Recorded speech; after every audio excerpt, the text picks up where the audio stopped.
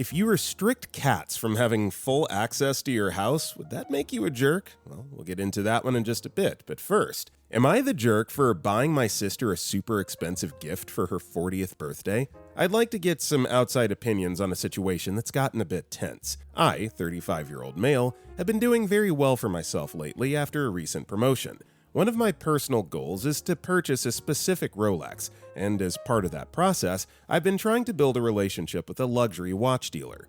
My sister, 40-year-old female, turned 40 last month, and since she's my only sister and we're very close, I wanted to give her something special. She loves designer items and has always appreciated that kind of thing. So, for this milestone birthday, I got her a Cartier watch, around $13,000. This is very out of the norm. Typically, I spend about $200 on birthday gifts for both her and my brother-in-law, 44-year-old male. The issue started after her birthday. My brother-in-law made a comment about how he hoped for a designer watch for his birthday too, and I laughed because I assumed he was joking.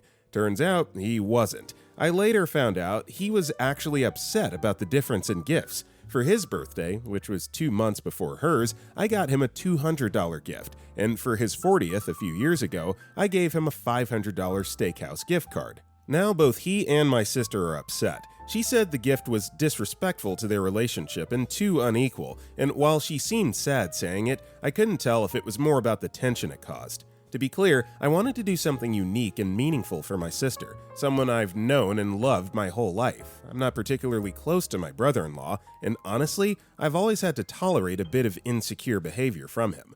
I didn't expect this level of drama from what I saw as a generous one-off gift. They've asked I return the watch and get 2 about $6,000 watches. Privately, my sister has said that I shouldn't have bought the watch as it's annoyed my brother-in-law very much. Alright, I've got 2 words for you. Spoiled brats. Who in the world looks a gift horse in the mouth this badly? First of all, I don't give anything to my brother-in-law. That's just not really a relationship that necessitates, gift exchanges unless you're really close. But $200? More than enough. More than most people are willing to spend on their significant other, let alone their brother-in-law. And for your sister to kind of be jumping on board, my gosh, just the pretentiousness. Don't give them anything next time. Take the watch back and use that 13 grand to treat yourself. Basic Bletch replied, "Not the jerk. Wow, so sorry your brother-in-law happened to you and your sister. What a beautiful, thoughtful, and generous gift to the person you're closest to in life.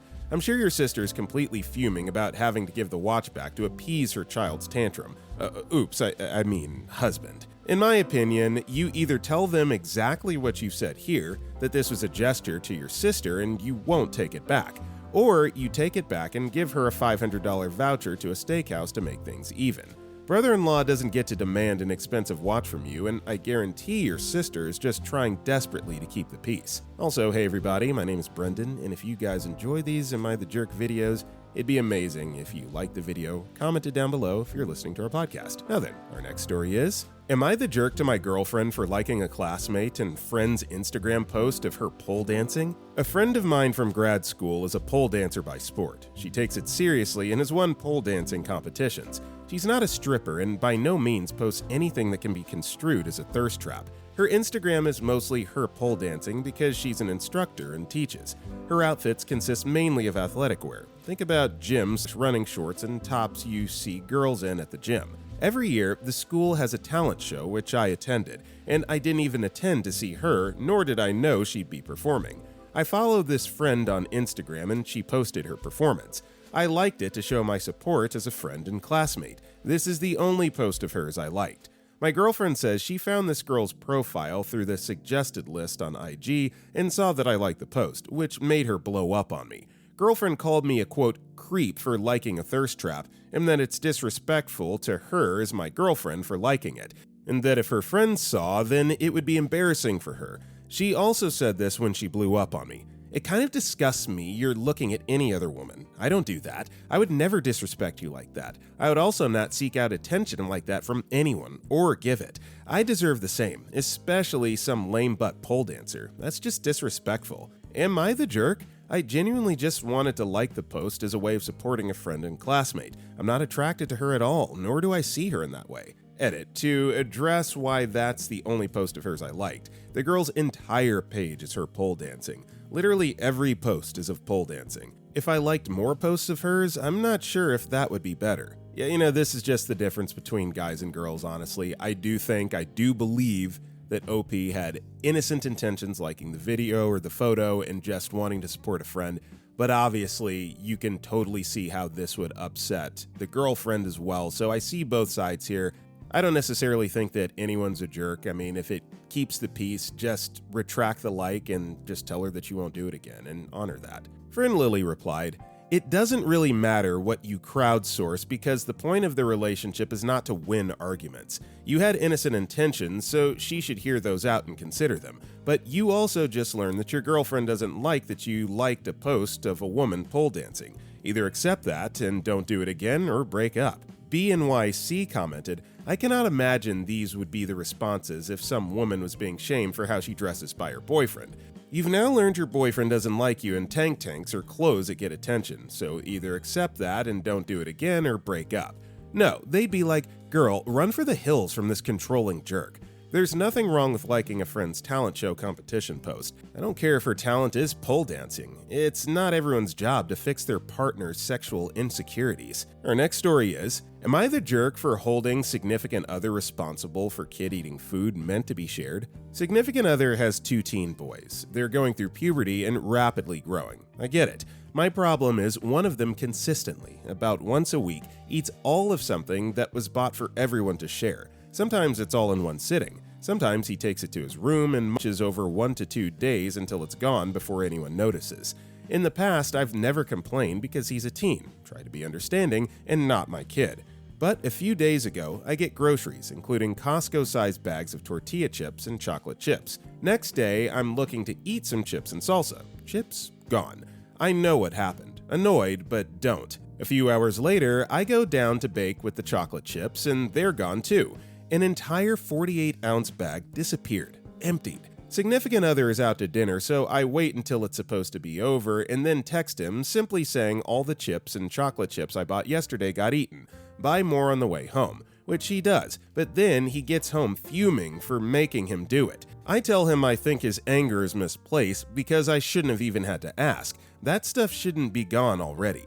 He's like, "What do you expect me to do about it?" I tell him I just expect him to be responsible for his kids' actions. Then he says he will tell the teens not to touch anything I buy ever again. I replied, "You know that's not what I'm saying. You can allow whatever behavior you want, but if it's inconsiderateness, then you should still be responsible for making right when it affects other people." He still thinks I'm being ridiculous, that it's no big deal. They were already older when we got married. Their mom is actively involved, and significant other and I agreed that I should stay out of parenting and punishment. I'll also add that if I see this kind of stuff happening, I do say something politely, just being the adult. Like, "Hey, how about take a bowl of chips to your room instead of the whole bag? You can always get more, but somebody else might want some." Or like, "Hey, before you eat that last slice of pizza, maybe you should see if your brother wants it since we got it for y'all to share." I just don't lecture or reprimand after the fact because it seems to cross into more punishment territory. Besides that, significant other allows it, and it seems to mostly just happen behind my back at this point. Also, I could not go to the store myself because we have a baby who is already asleep for the night.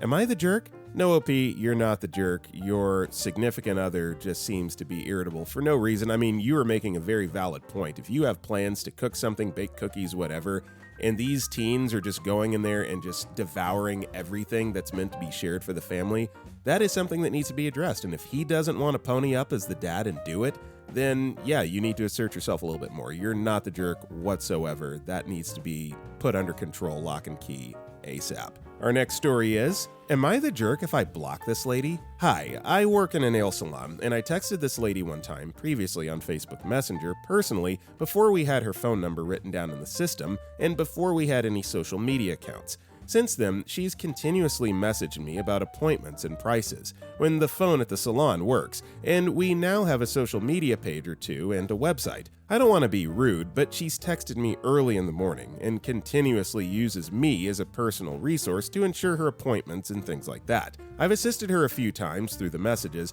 but I had called her number through the salon's phone and left a message saying to reply on the salon's Facebook Messenger or call back, and she texted me personally. What do I do? ETA, this is what I sent her. Croft Survivor commented, Create an auto response for any text from her. This longer is no longer available for the use of business name. Please contact business name through link to Facebook page or phone number. And it doesn't matter if you save it and copy and paste it every single time she texts, or if you can literally make it the automatic response to every single text she sends. She asks a question, you send her that note. She responds with, "But I need you to tell me, I need you to fix, why are you sending me?" You copy and paste the exact same response. No variations, no side notes, no nothing. If you want her to get the impression that no human being is even seeing these messages anymore, and whether she begs or rants, no one is looking, and this is all she's getting from this number. And you do the same thing if any other number or name asks you any questions concerning the business. Our next story is, am I the jerk for telling my husband I don't want his mom to come on vacation with us? You can be honest, I'm okay with being a jerk because my husband thinks I am. But you see, let me give you some background. Last year, my mother-in-law was having financial struggles and was going to be let go from her job. Her 2 daughters didn't offer to help, but my husband, being the kind man he is, with my okay, told her she could always move out to the West Coast where we live. So she agreed, and she brought her 4 dogs and a bunch of her stuff and crammed it into our tiny 2-bedroom house. So in this tiny house, there's 3 adults, 6 dogs, and a 6-year-old, and we're expecting a baby in the fall. As of a few months ago, my sister-in-law wants to move out here, and we explain that they should find their own place. We've looked at selling, but the market's in no place for that. But if it was just my husband and I and our kiddo, we would make it work, and when baby is old enough, they could share a room until we can sell this house. We were planning to go on one last vacation before baby comes, and I made it clear I wanted it to be just the 3 of us. My husband said it would be rude to not invite her, and so he invited her. I was hoping because of her dog she wouldn't go, but now she's making us talk to our neighbor, who we're friendly with, about watching her dogs, and she will pay. I was mad, and pregnancy hormones make it hard to hide my frustration. My husband told me I'm acting like a brat because if it was my mom, I'd do the same thing, but I told him I wouldn't because my mom would understand. His mom, she wouldn't understand. She believes she can do no wrong and she believes she's entitled. I mean, this is the same person who got angry we went on a trip we planned before she moved here and didn't invite her. We can't even have discussions with her because she instantly gets defensive. I really just wanted a trip away from her with my little family before this baby comes, and I'm apparently the bad guy and being selfish. He told me I can be the bad guy and tell her that I don't want her to go, but I already told him before he invited her, and it's not my mom. I'm not the one with boundary issues, so am I the jerk for telling him to tell her we don't want her to come? Nope. You're not the jerk. You made your intentions and your opinion on the matter clear, and he invited her anyway, so it's not a matter of being a bad guy. That's just gaslighting. But no, stand your ground and, see what happens. But no, you're not the jerk. Our next story is, am I the jerk for refusing to reschedule a funeral? We'll try to be brief. My dad passed away, and we're organizing his funeral. A relative, his sister, has made numerous requests of us, amounting to changing the date of the funeral 3 times for them. The funeral director is getting increasingly annoyed and made this clear. They have now come to me today requesting another date change because 2 in-laws, spouses of their son and daughter, my 2 separate cousins, and nephew cannot attend due to cases of work training and a holiday respectively. A distant relative in Australia has also mentioned they would not be able to log on to the funeral's web live stream at that time due to having to attend a meeting. If we were to accommodate this would push the funeral back to late June, early July, meaning we would lose out on a wake. The venue owner is a friend and has offered to cover it, within limits of course, and friends who've really stepped up for us wouldn't be able to attend. When this was mentioned, she started saying how family are more important, and it would upset my dad more if his family couldn't be there. One of the family members who can't attend only met my dad twice. This is also the same family that have requested various add-ons, the live stream, fingerprinting of the deceased, extra limousines, etc., without our prior knowledge or approval. Finally, at the end of my tether, I simply said I'd be inclined to move the date back to the original, early May, to save money on embalming, so it would purposefully clash with her holiday. I promptly hung up the phone and have ignored all phone calls. Naturally, I feel pretty freaking guilty. Am I the jerk here? Aurora Mendez commented, "Not the jerk. Your dad's funeral is about honoring him, not juggling everyone's schedules. Stand your ground. You've been more than freaking accommodating with 3 changes already. Your father deserves to be laid to rest with dignity, surrounded by people who genuinely cared for him. The people who stepped up deserve to be there more than those who barely knew him. Funeral arrangements aren't democratic. Your father's actual loved ones matter more. Your guilt is understandable, but not unnecessary. That's exactly what she's counting on. You deserve peace during this process, too. Our next story is, would I be the jerk for not going to a friend's wedding because I didn't get invited to the reception? I, 27-year-old female, got invited to a friend's, 27-year-old female, wedding. I wasn't expecting an invite, as we only know each other because I went to high school with her childhood friends, and we all started hanging out together in high school and throughout university. We usually see each other once a year, sometimes twice, and we have a pretty active group chat. The wedding would require quite a bit of travel, either a $700 flight or a 16-hour car ride.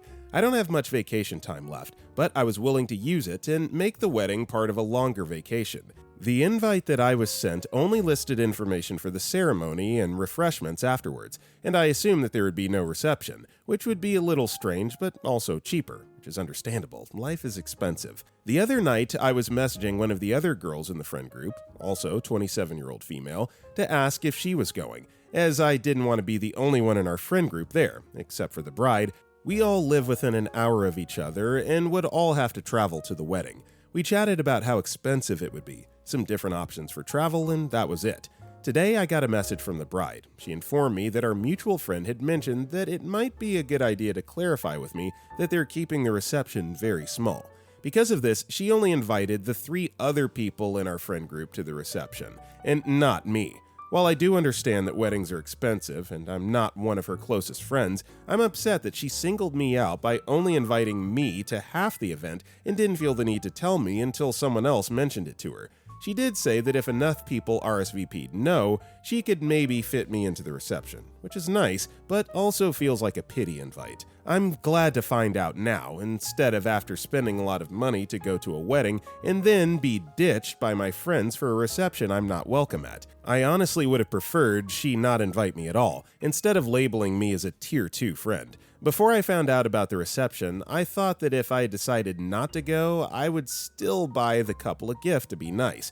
But now I really don't want to go, and I definitely don't want to send a gift. Am I the jerk? No, I think that your feelings on the matter are justified. I think that you feel more like hurt than angry, and yeah, I mean, it would be awkward. It would be awkward to show up and then kind of be eschewed out of the venue when it comes time to the reception. So yeah, I think not attending, probably just the best course of action. Just make sure you RSVP. Don't just no call, no show. That would be kind of petty and rude. Aurora Mendez responded, "Not the jerk. Look, spending $700 in precious vacation days to attend just half a wedding isn't worth it. The bride's handling of this shows where you stand. Listen to your gut on this one. Seriously, would a friend put you in this dang position? Anyone splitting their wedding into tiers needs to communicate that up front. Someone who ranks their friendships and makes you a backup plan isn't worth the emotional or financial investment. Skip it and keep your dignity intact. Real talk, that conditional invitation based on others declining is straight up disrespectful of your time and sources." Savings Breath 9118 replied,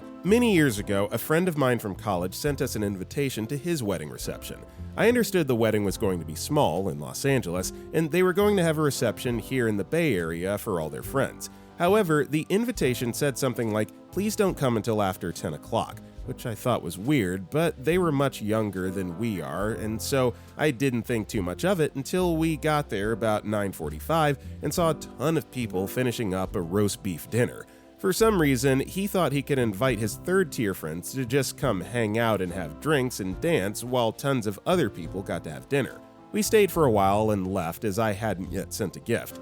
I sent him a $5 garbage can liner that was on their registry." Our next story is, am I the jerk for bringing food to my friend's party? Right, so I've got this friend I'll call Steve, who's a great friend but not a great host in some aspects. He throws parties which are fun and enjoyable, save for one problem that arises literally every time. There's never enough food. For example, he had a game night and there were 10 people other than him and his wife there. He ordered 2 large pizzas and 1 small specialty pizza. This was from Domino's if you're curious about the size. For sides, there is an order of garlic knots or something like that. So the party was fun, but after a couple hours, I was hungry again, still, and overheard another couple talking about getting food on their way home. The next time there was a get-together, I offered to have me and my wife bring a dish, but he insisted he had food covered. We show up and, again, there's only enough for everyone to have one serving of the pasta he made. It really wasn't enough. I don't think it's a matter of cheapness, because the problem is only for food and not drinks. He happily shares his extensive liquor cabinet and always buys plenty of beer and wine. He also always happily brings dishes for potlucks at other houses. For the next get-together at his house, I pitched the idea of a potluck. Some other friends also signed on to the idea. I'm sure you can see where this is going. Then, New Year's Eve, he hosted and we ran out of snacks before midnight, and a couple of people ended up dipping to go to another party. He seemed annoyed, but I don't think he made the connection. So finally, last weekend, he was hosting again, and rather than ask, I decided I would just bring a dish and some snacks. He was visibly annoyed, but didn't say anything about it. He was just short and avoided me for most of the evening. The next day, he texted me saying it was rude to bring food to someone else's house like that. I apologized and said I was just trying to be helpful, and reminded him about how food had run out at previous get-togethers, and I was just trying to help avoid that. He got mad and accused me of saying he's a bad host. I told him I didn't think that was true at all, just that his food estimation abilities needed some work and that leftovers aren't a bad thing. He didn't respond and hasn't responded to any of my messages since. You can't even call this miscommunication. This is just a complete lack of communication. You should have said something before doing it.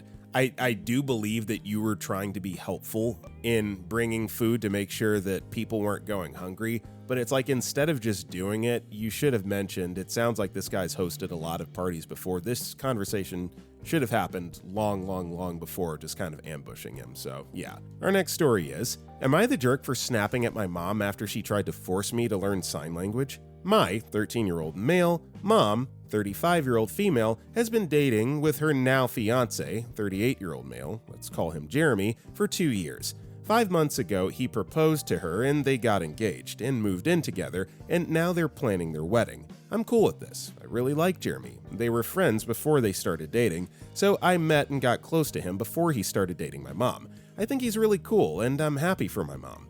My issue is with his annoying and arrogant son. He's only 2 years older than me, but he acts like he's too cool to hang out with me. He treats me like a little kid, but there's only 2 years between us. I'll call him Dean. Dean is deaf and has to use a device, it's called cochlear implants, to hear, but he can't wear his device all the time because apparently hearing can be exhausting for him. To be honest, I think this is an excuse he uses to avoid hanging out with us, but that's what he claims. Anyway, he and Jeremy both know sign language, but my mom and I don't. My mom has started learning after she got engaged with Jeremy, and she's pressuring me to learn too, but I'm refusing because I don't want to spend my time learning a whole language for him when he clearly doesn't even like me. My mom says I'm being disrespectful because we now basically live semi-together. He comes to stay with Jeremy on the weekends. I live with my mom full-time, so unfortunately I have to stay with Dean on weekends. 2 days ago, my mom, in front of Jeremy by the way, started telling me about this great ASL tutor she found online and how she's thinking of signing me up for classes. I lost my temper, yelled, and told her I don't want to and just stop effing pressuring me. I was told to go to my room for yelling at her and was grounded for a day for using that word. I know I shouldn't have used that word, but am I the jerk? These are just teen boys being teen boys. I mean, it's kind of hard to pass judgment on like a hormonal 13-year-old. Out of line for cussing at your mother, absolutely, but, you know, it just kind of is what it is. Fun Effective 6846 replied, I'm going to say slightly you're the jerk, mainly because you're young and likely don't know much better, but should also not be coddled to the point of denying accountability. To be honest, I think this is an excuse. I can't speak to whether Dean is specifically using this as an excuse, but hearing fatigue is extremely common for people who wear hearing devices, specifically cochlear implants. I wouldn't immediately discount this. I want to say I do understand that it can be difficult to get used to a new family that you don't entirely get along with, but a 15-year-old not wanting to hang out with a 13-year-old, especially his new stepbrother, is completely normal and benign compared to refusing to even try to learn how to communicate with him. In fact, I have to wonder if your frustrations over not believing him when it comes to his hearing may be contributing to him not wanting to hang out with you in the first place. Attempting to learn sign language may actually also help you understand Dean's fatigue in a way, because it does take considerably more energy to communicate in a way you're not used to or comfortable with, which I assume is probably part of why you're wary to take it up. I also get not wanting to be forced into something you didn't sign up for, which sounds like you haven't been yet, aside from the whole brand new family situation thing. But that's when it's time to have a conversation with your mom, and if you feel comfortable, then Jeremy and Dean as well, to discuss how you're feeling about the situation and how you can all work together to resolve it. I'd say personal and family therapy would likely be beneficial. Not because there's something wrong with you, but because you're going through a tough situation that a professional may be best equipped to help you work through. But that's you and your family's call to make. Our next story is, am I the jerk for saying her cats shouldn't have full access to the house? I'm in the process of buying a house with my fiance, but I'm traumatized as to how unwholesome her fuzz-riddled home is. 1-bedroom apartment and 2 cats. The thing is, I'm allergic. I'm severely allergic to cats. I have to take an Allegra every time I go to her place, otherwise my face gets swollen, my eyes get watery, and I get an unbearable amount of sneezing. Whenever I sleep there, the cats walk on my face during the night and I'll wake up to a miserable next day. She knew that. We were together for years and still she adopted a cat. Back then, she put me against the wall, talking about how much she always wanted one, how lonely she was during the week, and ended up nudging me to accept it. After a while, on a whim, she got the second one without even talking to me first. I didn't love the idea. We fought, but in the end, I wasn't about to end a healthy relationship because of a cat, so I tried to bear with it. Now we're talking about marriage, and we're in the process of buying a home. But I don't want to live the rest of my life on daily allergy medication, with terrible breathing and overall welfare. At first, I proposed the cats to be strictly outdoors. We should put safety nets around the property perimeter and let them live outdoors with my dog. She did not agree. I folded and further proposed the cats to be restricted only to the ground floor, not being allowed upstairs to the bedrooms. This is where we're at now, and again, she does not agree. The cats must have access to the whole house, and if they like, they'll sleep with us. According to her, her cats are her companions. They always slept with her. I agreed with her getting cats back then. She guilt-tripped me into agreeing with one back then. Now I'm feeling pretty effing miserable over considering breaking up a marriage over a effing cat. I'd love not having this medical condition, but it's beyond my control. I'm not about to rationally choose to live a miserable life in furpocalypse, sleeping in shed quarters, never owning a proper black pair of pants because she gaslit me into accepting them. Am I the jerk here? No, you're not. Your fiance seems to be, and when you're talking about marrying someone, the number one rule of marriage is compromise, and she's not willing to compromise at all, especially when it has something to do with your health. I get it. I'm allergic to dogs as well. I love dogs. I take my medicine. But yeah, like having to do it every day can be exhausting. So I totally get where you're coming from. Stand your ground because you're absolutely right. Having to take like an Allegra or a Claritin every day for the rest of your life because of cats, because she doesn't want to restrict the cat's access to the house, that's just silly. So no, not the jerk. El Death and Lass replied, I wasn't about to end a healthy relationship because of a cat. Yeah, I'm sorry, OP, but this relationship is not healthy, especially and literally not for you. Your fiance has, over the span of years, proven time and time again that her wanting a pet will trump your actual health in every juncture. This woman is fighting you on having one room in your house where you won't have trouble breathing. Your only way to get what you want, for a free house, is via ultimatum, and ultimatums unalive relationships, which in this case, it really should. Not the jerk. Do not marry this woman. Do not buy a house with this woman. Do not spend the rest of your life fighting for your life because she values it less than her freaking cats. Our next story is, am I the jerk for refusing to give my little brother my car after I turned 18? I just turned 18 and my parents have been pushing me to give my old car to my 16-year-old brother as a gift. The thing is, I've worked 2 part-time jobs for 2 years to help pay for that car.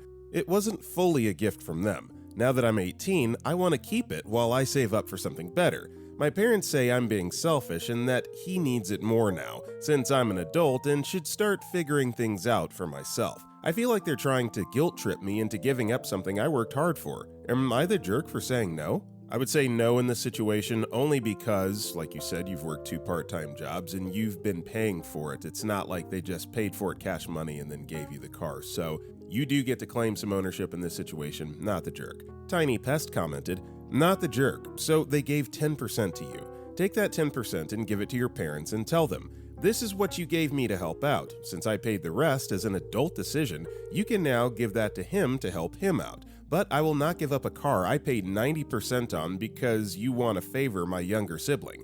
This is the adult decision I made since you seem to set me on making those decisions, and one of them is not to hand over a car that's needed for work because he wants something free. I will not pay for him to have a car when you made me work to pay the majority of mine. He can do the same. He's not better or deserves favoritism that shows because of gender or he's the youngest that he gets to be paid for by me. But that's me. Our next story is, am I the jerk for canceling one of 2 hotel rooms? My girlfriend and I are going on a cruise soon with several of our friends. We're driving to Florida with 2 of them and staying at a local hotel the night before we board the ship. About 4 days before we're set to leave, one of our travel mates finds out he will not be able to go with us. So now it's down to 3 of us. My girlfriend, myself, and my friend who I've known for 20 years and have went on many cruises with. I'm the one who booked the hotel rooms and planned to pay for the one my girlfriend and I are staying in, but I had also booked the other room on my account that the other guys would repay me for.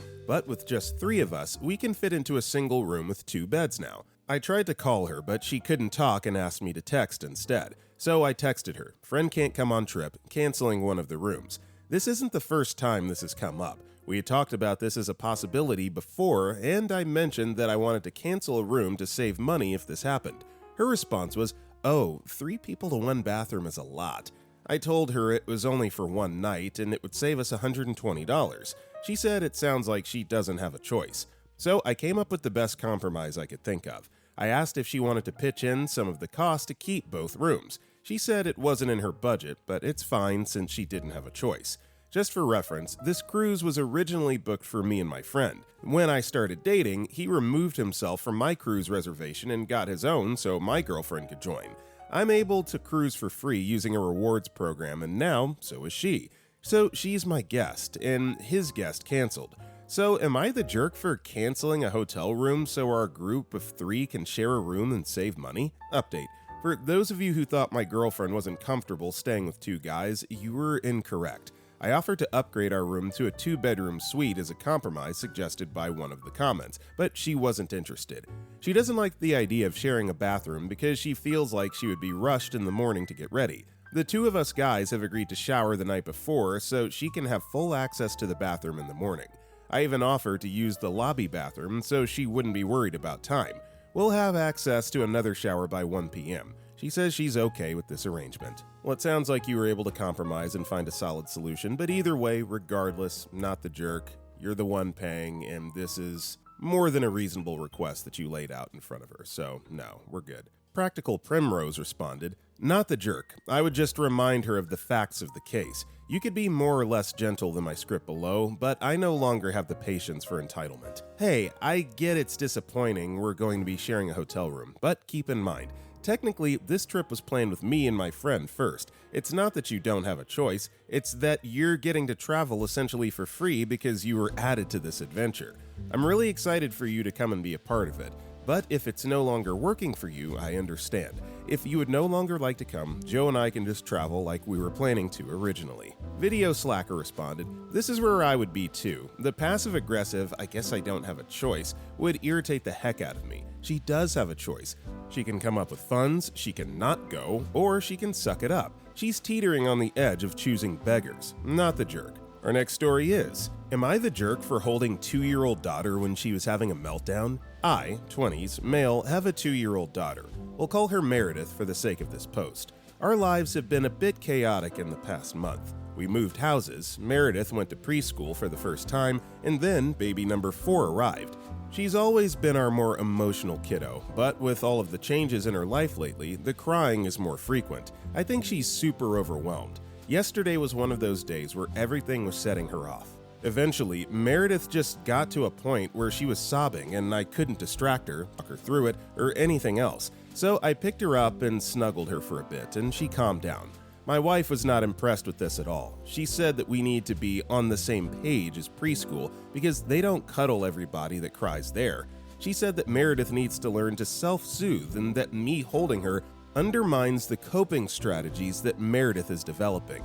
Am I the jerk for holding my 2-year-old daughter when she was upset and having a meltdown? No, you're not the jerk. There's a difference between being a parent to your child and a teacher or a daycare worker. And let's be honest, the girl is 2. Like, come on.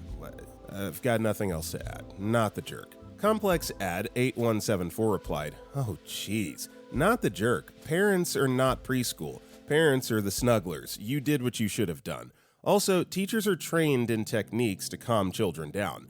I didn't get one single class on that. Not one. I had to figure that crap out for myself. Sometimes it's best to snuggle it out of them. Teachers can't do that. And you know what? At that age, sometimes the problem is that they don't feel like they're getting enough snuggles. Ugh.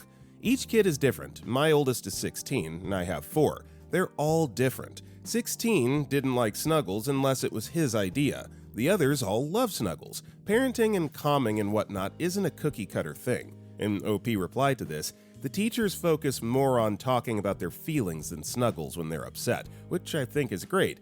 But I tried that and I couldn't get through to her. Holding her was the only thing I could think of at that point." Our next story is, am I the jerk for yelling at my husband when he told me no, I couldn't drive his truck to work? I, 47-year-old female, don't drink. 10, 16, 21 was my last drop. My husband, 42-year-old male, does. He wanted to stay longer than I at our family Easter crawfish boil. He was having a good time drinking with the guys. Cool, stay, no problem, whatever, have fun, my love. We drove together in my 4Runner to the party. I left it with him, rode home with our son, and I promised he'd make sure the 4Runner is home so I can work in the morning. GPS showed him still at the party at 6 a.m. the next day. Sent about 7 texts and 2 phone calls and no answer. No problem, we have an extra truck, I'll just drive that. As I'm walking out the door, he yells, "Baby, I'm home," from the sofa. Scared the life out of me. He tells me that they started taking shots and he couldn't drive. Someone drove him home. Well, good, but he left my 4Runner and his phone at the party. I told him no big deal, I'm just gonna drive the extra truck to work since, I don't have a car now. I'll see you this evening. Kissed him and head out. He yells, with some aggravation in his voice, "No, don't take the truck! I have a bunch of stuff in there I need for the day." What? He works in concrete, so his car is a nasty no-go. It's nasty. I guess now I'm left with no ride to work, no ride to get lunch, and no ride home. My son, 18-year-old male, says he will drive me. Cool, thanks, baby.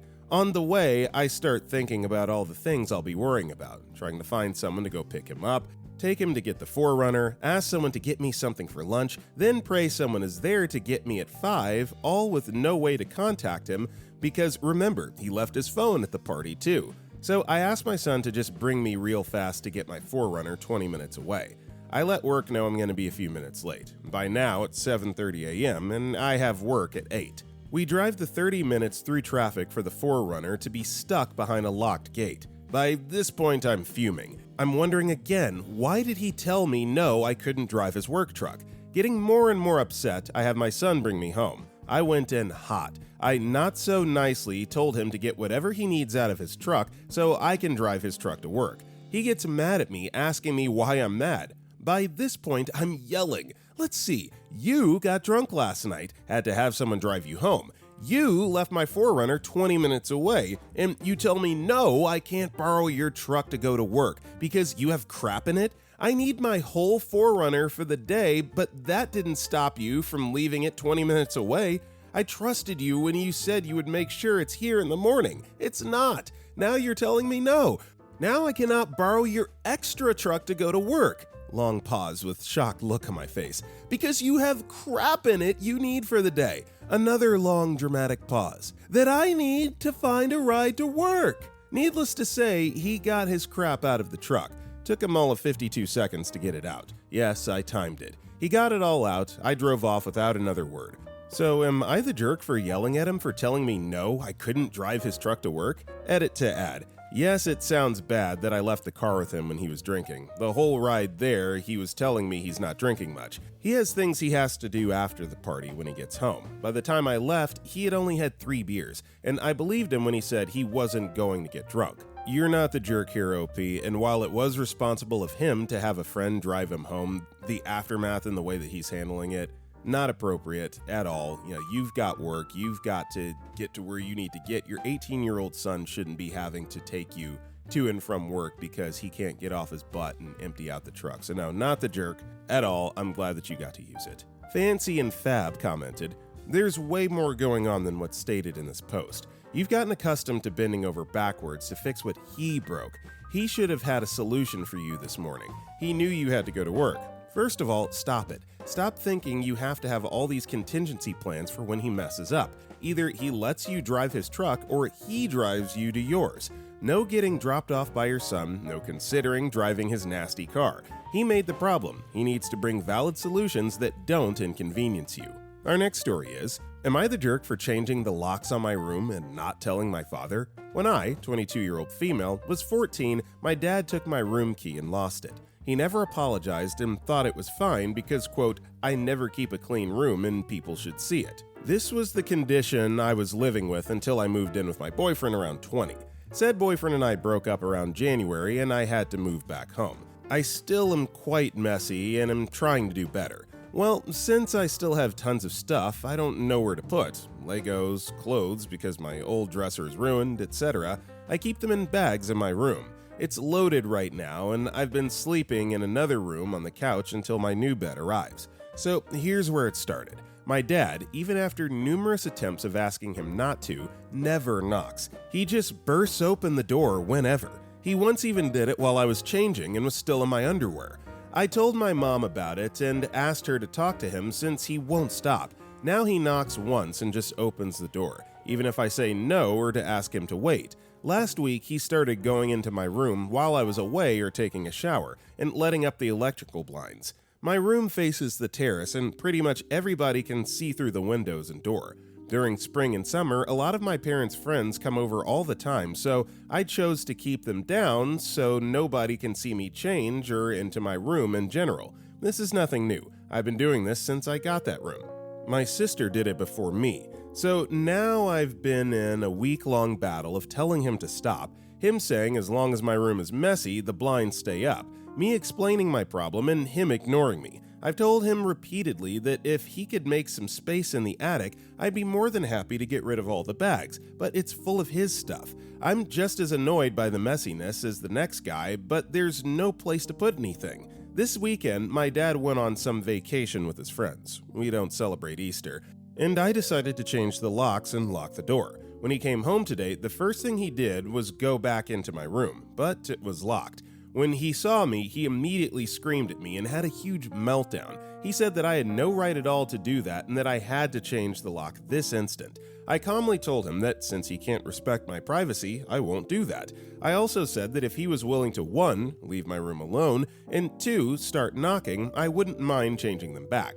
Right now I can't afford to move out because of the high rent prices in my town, and all my savings got blown by my ex. If I could, I'd be out in a second at this point. Now he went to a voluntary social group we're both part of and told them about it. I'm super mad because it's literally nobody's business and these are my friends, not his, which just makes this even worse in my humble opinion. Some of them side with me, others think I had no right to change the locks, but they get why I did it. He makes me feel like a jerk and called me one more than once. So am I a jerk for changing the locks? Not the jerk. You're entitled to privacy at the budding ages of adolescence, but you're a grown adult at this point, and the fact that he can't respect your privacy, I think it warrants extreme measures. You've made an attempt to fix the issue, make him aware of the issue, how it makes you uncomfortable. He's not listening, so yeah, change those locks and keep him until he understands the big picture here. Fabulous Trick 8859 replied, "Not the jerk. He has some very odd obsession going on with your room.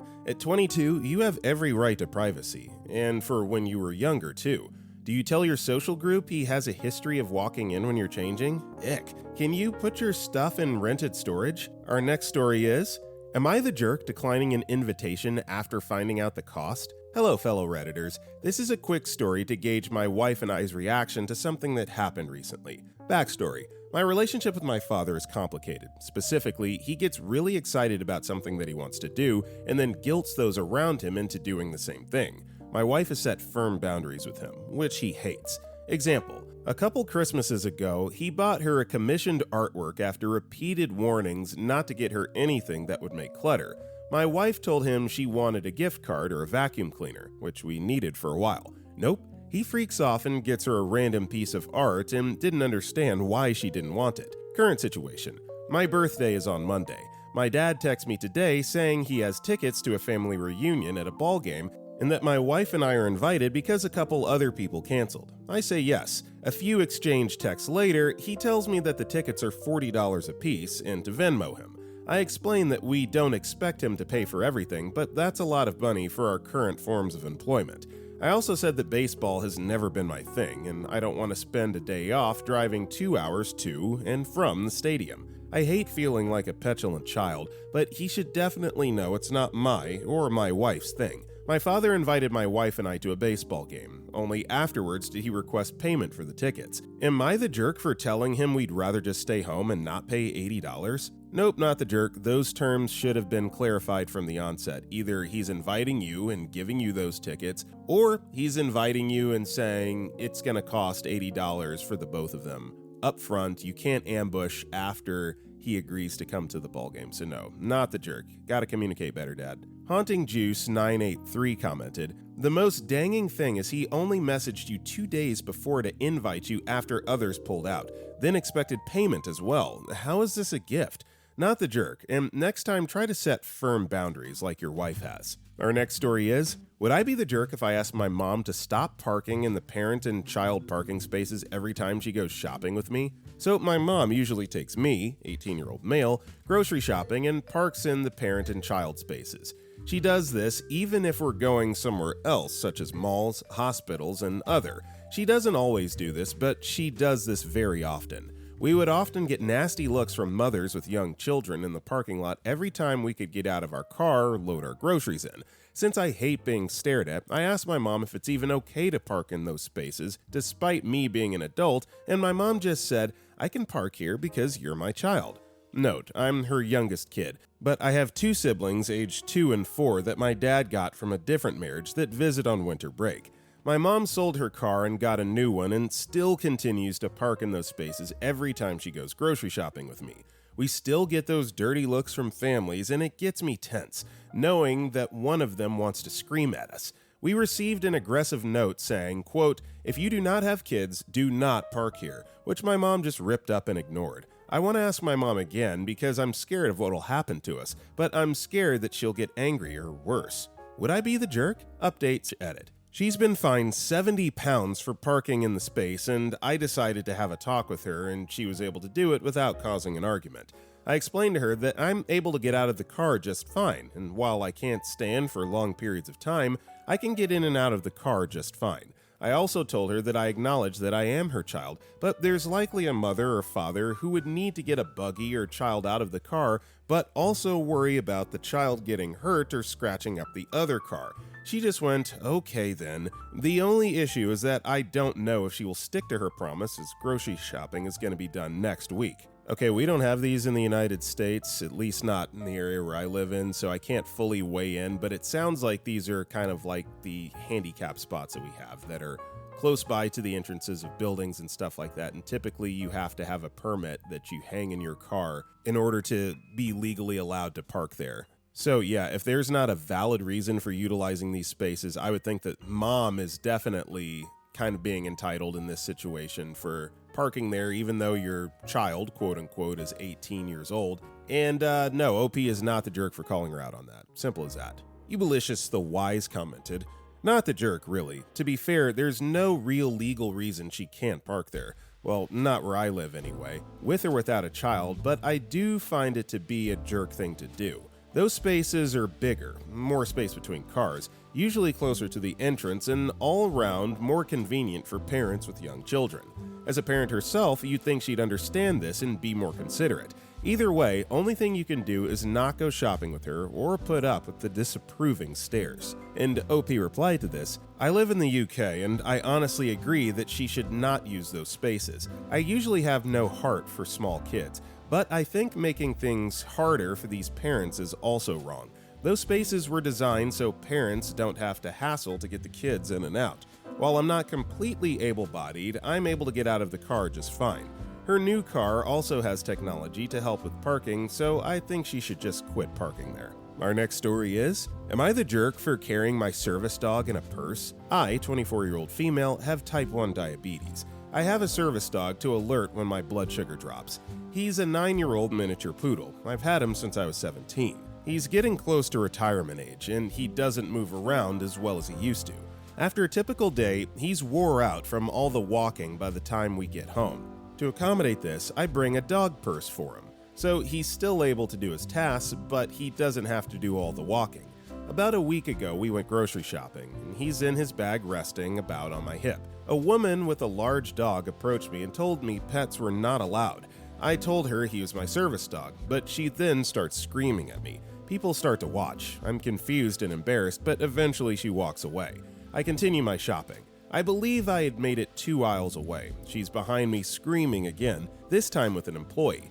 I try to tell the employee that it's my service dog, but the woman continues to scream over me. Eventually, the police were contacted, and after about an hour more of her behavior, she was removed and trespassed. I thought that was the end of it. To my utter shock, she's made 7 posts on the city's Facebook page that went locally viral about me and my fake service dog, completely bashing me. These are including pictures of me, videos of me walking through the store, and she even posted my car and tag. The comments were almost all agreeing with her, even though in the video you can hear me say he's a service dog. Since these posts, I've been getting harassed in public over my service dog frequently. I've even been asked to leave restaurants and stores over this. With how many people are taking her side in the comments on her post, I think it's possible I may be the jerk and just need to see it from a different perspective. Substantial Tart 888's thoughts on the matter are pretty much identical to what I'm thinking, so let's just jump into what they posted. Not the jerk. If you're in the US, then I would absolutely lawyer up for a cease and desist, and maybe put a follow-up post about the legalities behind service dogs, and the fact that you're in no way required to provide proof or have a vest for the dog. Sounds like the police finally did the right thing, but the employees should know the laws and should have stepped in prior to that. Straight from ADA.gov. Staff may ask 2 questions. 1, is the dog a service animal required because of a disability? And 2, what work or task has the dog been trained to perform? Staff cannot ask about the person's disability, require medical documentation, require a special identification card or training documentation for the dog, or ask that the dog demonstrate its ability to perform the work or task. And another user responded, seconding this. I think the posts legally count as slander or harassment, and her posting your car and tag with the intent to get you further harassed is probably illegal, I'm pretty sure. Not a lawyer, so no idea what legal charges or documents you might be able to go after her with, but it's 100% worth looking into. Our next story is, would I be the jerk for not attending a wedding where my wife was excluded from the bachelorette party? Honestly, my wife and I are almost always excluded from family activities or outings in one way or another. My wife is literally the sweetest woman on earth, puts up with me, and has always been incredibly kind and patient as long as I've known her. We flew into town from out of state for her brother's wedding this Friday. Last night, we had over her soon-to-be sister-in-law, all of her siblings that were able to make it, and her other brother's fiancé. That other fiancé and her 2 sisters were talking about going to Target tomorrow to buy the new sister-in-law a gift for her bachelorette party on Thursday. We were shocked. We came from out of state and assumed since we hadn't heard anything that she had already had it before we got there, which would have been fine and understandable. But now it turns out that my wife, his oldest sister, wasn't invited, but the 2 other sisters, one 26-year-old female and the other 17-year-old female, as well as the older brother's fiancé, are all going.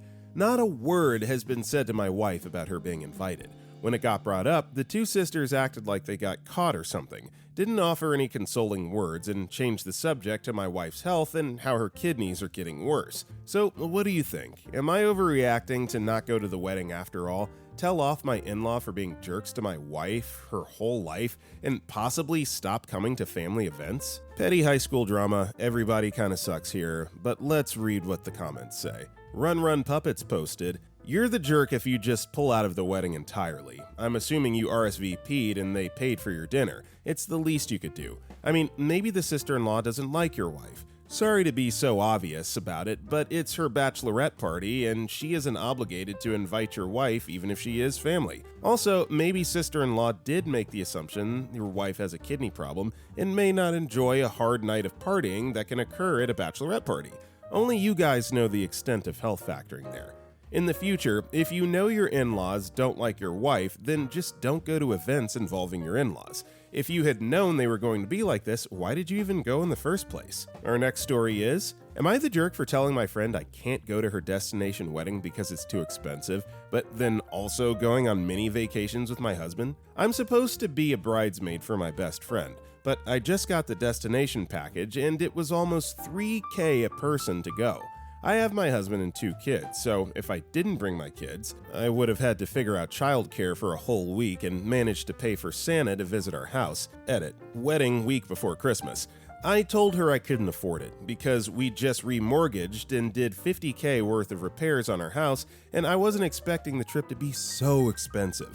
My sister's destination was about $1,200 a person.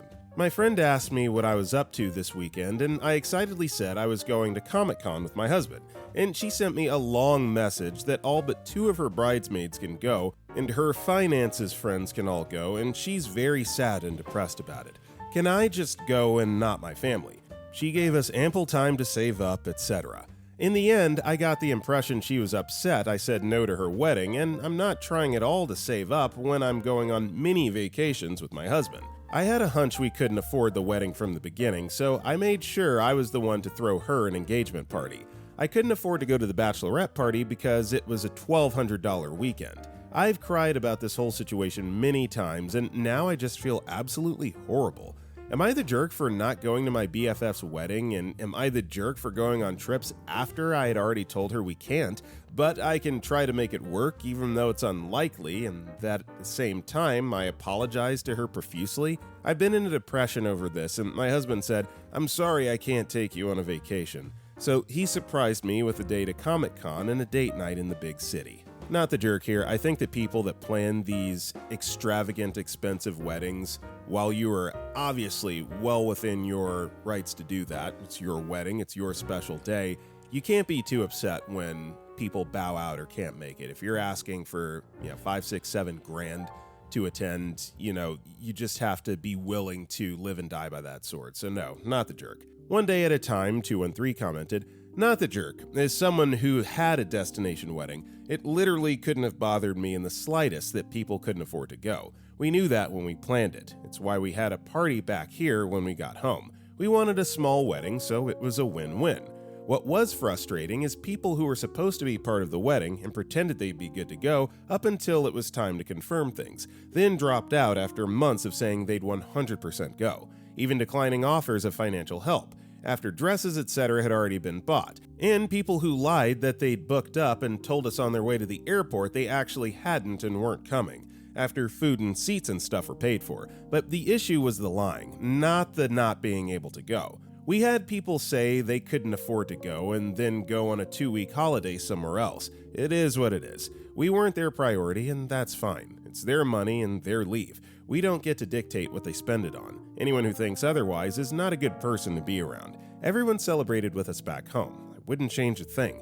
Maybe your friend could have a celebration at home afterwards if there were multiple people who couldn't afford it. Alright everybody, that's all the time we got for today. If you enjoyed the video, don't forget to like and comment down below. And if you want to check out any of our other videos, click the video on the right. All that said, I will see you next time.